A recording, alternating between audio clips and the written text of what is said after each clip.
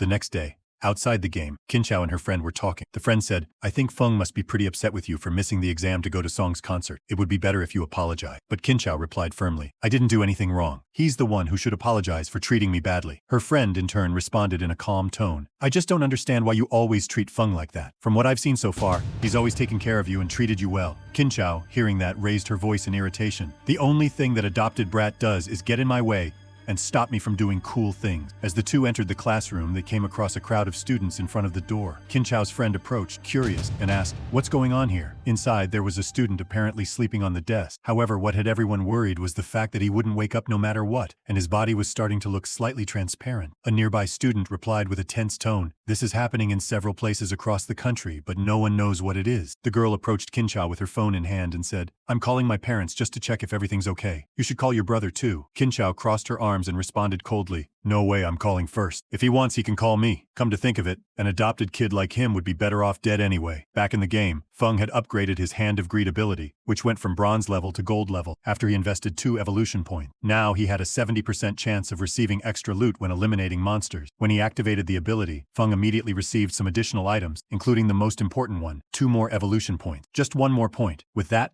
Hand of Greed will go from 70% to 100%.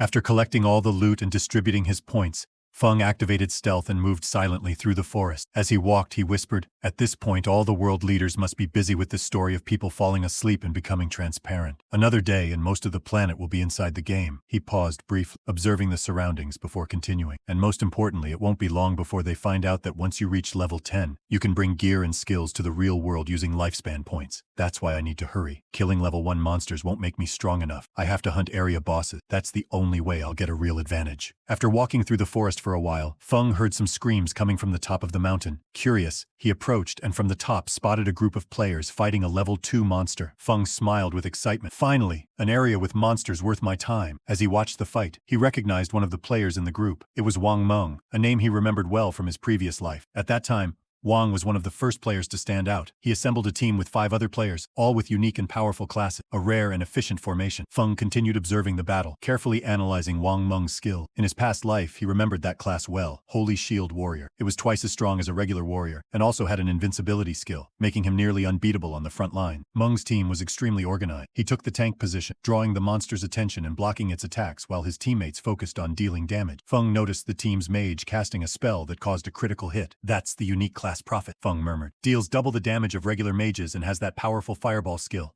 The same applied to the archer and the healer. Both showed stats well above the average players, making it clear that the team was made up of elite talents. The monster continued to be pressured by the DPS, while Meng held firm at the front line. Suddenly, he was thrown back by the impact of the creature's strike, but was quickly healed by his teammate and shouted, "Keep attacking!" Seeing that, Feng reflected to himself that his plan would really work, even if it took some time to eliminate level 2 monsters. However, Meng's group seemed to have forgotten an important detail. They were in a forest, and more monsters were approaching. To make matters worse, these monsters weren't ordinary. They were made of mud, and their defense was extremely high. As soon as the team's warrior noticed more enemies approaching, he shouted, "Enemies coming from the rear!" Without hesitation, he charged at one of the mud monsters and landed a direct blow with his sword. However, upon seeing the result, he frowned. The damage was very low. Without wasting time, the mud monster covered the players in its slime, drastically reducing their movement speed. The team's mage started shouting in desperation, "We're trapped! Someone help!" At that moment, Feng vanished from the top of the mountain. In the blink of an eye, he reappeared behind the mud monster and eliminated it with a single, precise attack. The team members were stunned, not understanding what had just happened. The mage looked around confused. It was the archer. He killed the monster. The warrior shook his head with a serious expression. Impossible. None of us could kill a level 1 crawler with 1 hit, let alone a level 2 monster. Before they could process everything, another monster approaching the warrior also had its head cut off, in a movement so fast that no one could follow. The warrior looked around, still trying to understand what had happened, and asked, "Did you see who did that?" Still in shock, shook her head no. Meng kept his composure and said, "Whoever it is, apparently they're not our enemy yet. Let's focus on defeating the predator for now." While the group turned their attention to the level 2 monster, Feng watched everything from the top of a tree. His eyes were fixed on Meng, evaluating whether he could really defeat the predator. At the same time, he checked the details of the new skill he had received after eliminating the mud monster. It was the skill Venom Dart, a medium-range poison attack, perfect for his combat style. Without hesitation, Feng spent his evolution points and upgraded the skill from common to silver, making it much more powerful than before. At that moment, the predator lunged ferociously and pierced Meng's chest with its claws. "Meng!"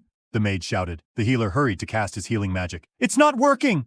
The regen can't keep up with the damage! Meng gritted his teeth, breathing with difficulty, and shouted, Run! Get out of here now! But before anyone could move, a sharp, hissing sound sliced through the air. A beam of pale green light shrouded in poison mist struck the predator's head with brutal force. The number floating above the creature left everyone speechless. 896. What was that? The archer muttered. But it didn't end there. Right after the initial impact, the predator's body started shaking violently. Continuous damage began to appear, -34. Within seconds, the creature collapsed to the ground, completely defeated. The system immediately sent a notification to Feng. Predator eliminated. You dealt 90% of the damage. Priority loot granted to player Shadow. Experience received, 600 points. Atop the tree, Feng watched the scene closely and commented to himself that he hadn't expected the venom dart to trigger his passive, but that was great. With that combo, no one could stop him. Either at the beginning or middle of the game, he would be invincible. Down below, Meng remained in front of the monster's corpse, still trying to understand what had happened. He stared at the spot where the final attack had come from and murmured, could all that damage really have been caused by a player? At that moment, the loot from the monster vanished before his eyes. Meng slowly stood up, still in pain, and tried to turn to look for someone, but there was no one nearby. Even so, he said, Thank you for saving us. If you can hear me, tell us your name. Feng, still hidden atop the tree, spoke with a voice that sounded hoarse due to his stealth ability. Why are you thanking me? I only killed those monsters for the loot. And one more thing, don't trust anyone, not even those you think are trying to help you. After that, Feng fell completely silent. To the group below, it seemed he had already left. Meng began to walk away from where the monster had died. Still tired and injured, he said, My name is Meng, and my friends and I are truly grateful for the help. Feng, still hidden,